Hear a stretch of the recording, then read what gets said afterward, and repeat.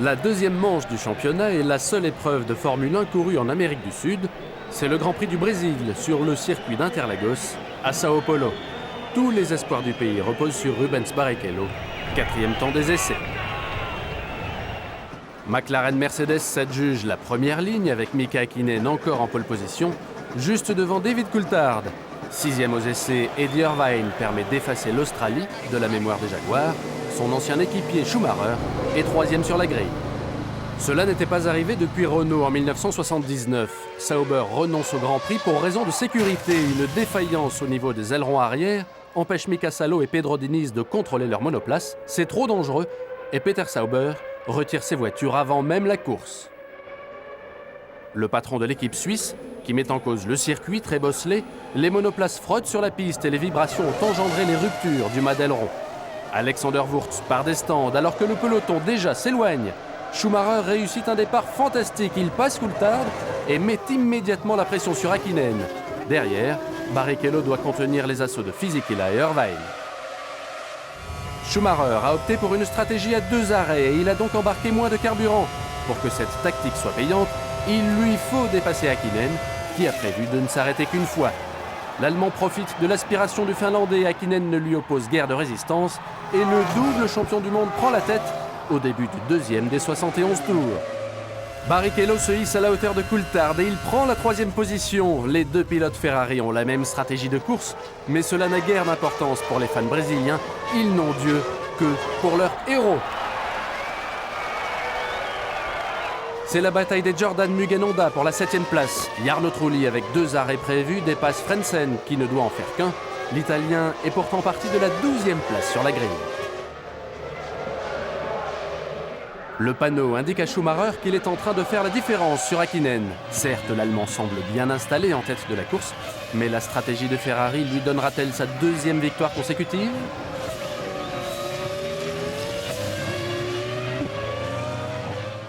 Trulli poursuit sa très belle remontée. Le voici désormais 6e, aux dépens de Giancarlo Fisichella. La tactique de Ferrari s'avère payante. Barrichello déchaîne ses supporters en se rapprochant d'Häkkinen. Le Brésilien passe le Finlandais, il prend la 2e place. À cet instant, Häkkinen doit espérer que la mauvaise fortune de Barrichello, chez lui, à Interlagos, va encore frapper. Eddie Irvine semblait bien placé pour prendre le premier point de Jaguar, mais sa violente sortie de route le contraint à l'abandon. Une fois encore, les Jaguars sont bien loin de rugir de plaisir. Et puis stupeur, Barrichello paraît connaître de sérieux problèmes moteurs. En fait, une défaillance du système hydraulique contraint Rubinho, l'enfant de Sao Paulo, à l'abandon. Häkkinen mène la course après l'arrêt de Schumacher, mais l'enthousiasme de Ron Dennis est de courte durée. Une baisse de la pression d'huile du V10 Mercedes contraint le Finlandais à abandonner pour la 2e fois en 2 courses. Il laisse son rival s'envoler. Une fois encore, la victoire s'annonce facile pour Michael Schumacher, d'autant que David Coulthard connaît lui de sérieux problèmes de sélection de vitesse. Ce Grand Prix du Brésil marque le retour de Flavio Briatore. Il revient en tant que patron de Benetton, qui deviendra officiellement l'écurie Renault en 2002. Heureux hasard ou conséquence immédiate, en tout cas Briatore peut se réjouir de la performance de Fisichella, 3e. Frentzen repasse devant son équipier, 2 Jordan dans les points. Voilà qui constitue la meilleure réponse au désastre de Melbourne. À bord de la Rose de Jos Verstappen, suivi de près par le jeune et rapide débutant Jenson Button. Le pilote Williams prend magnifiquement l'intérieur, il passe le Hollandais, le Britannique est désormais 7e. Schumacher négocie ses derniers virages pour gagner une course facilitée par les déboires de McLaren. L'Allemand a comme d'habitude bien piloté et la stratégie de Ferrari a parfaitement fonctionné. Schumacher empoche donc 10 points de plus, il l'emporte devant Coulthard malgré les problèmes mécaniques de l'Écossais. Jean Todt, Ross Brown et le reste de l'équipe Ferrari peuvent se féliciter d'un aussi bon travail. Thanks, guys. You have done a great job. Yeah, well done again, Michael.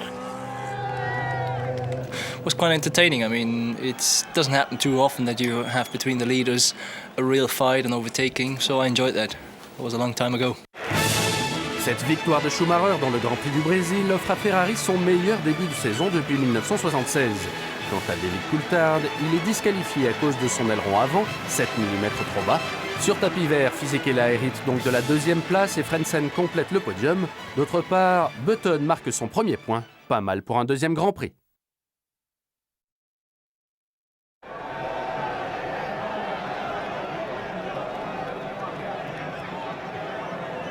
Un autre point de vue des événements sur la piste.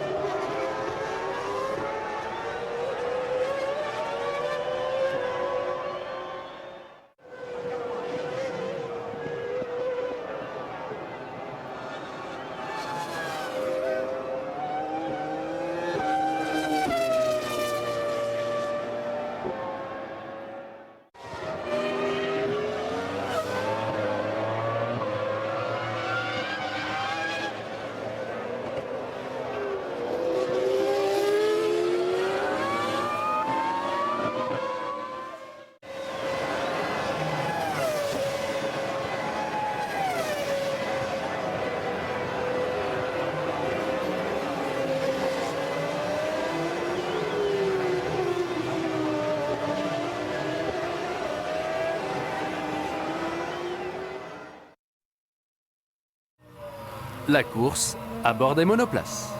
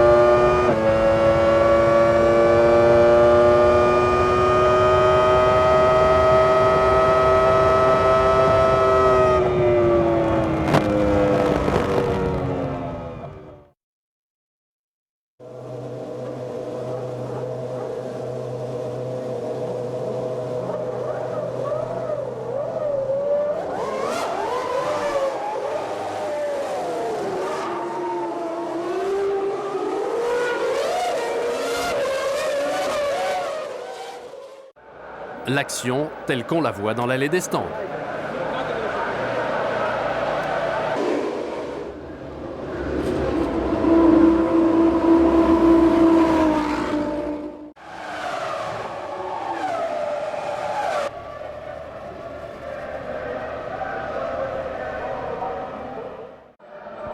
Gary Anderson, just seen Eddie go off, but from the replays, it didn't look like a normal spin. Was there a mechanical problem? Don't know. I think he just lost it really, turning going into that corner the way it comes up over a hill. There's a bit of a bump there, but he just said he just lost it.